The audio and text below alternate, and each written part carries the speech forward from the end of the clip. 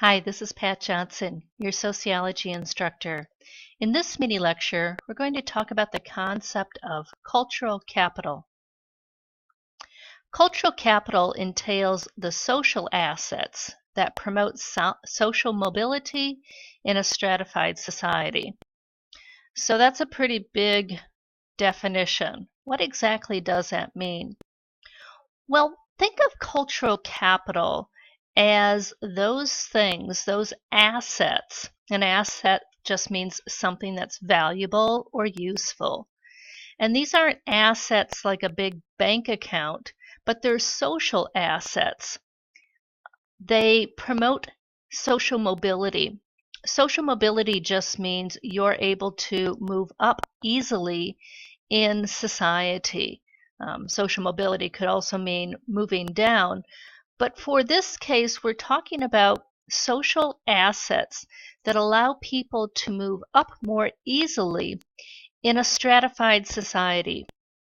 A stratified society just means a society that has different layers. Not everybody's equal in society.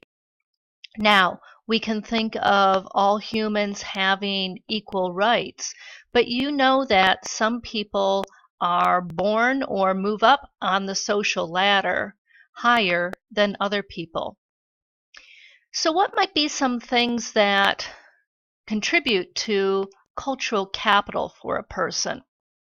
Well, if you have an education or your parents have an education, that gives you cultural capital. It's easier for you to move up socially. If you traveled as a kid, if you engaged in extracurricular activities like you were in band or you were an athlete in high school or grade school, these things also give you cultural capital because they give you confidence. I often have students who are first generation college students. I teach at a community college, so first generation students are frequent members of my classes. I also have students who were born into families where their parents went to college. My first generation students often feel a little less confident than my students who have parents who went to college.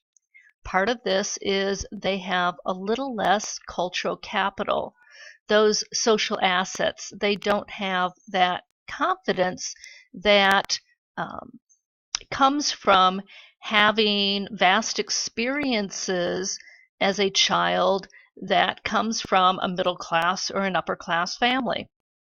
Now, as a teacher, let me just say, if you're thinking to yourself, well, I don't have a lot of cultural capital, as a teacher, I find that students who have the motivation and the desire and aren't afraid to ask questions and approach their teachers with problems often do just as fine, if not better, than students who have a lot of cultural capital, who have all sorts of social assets, but don't put the work in to college.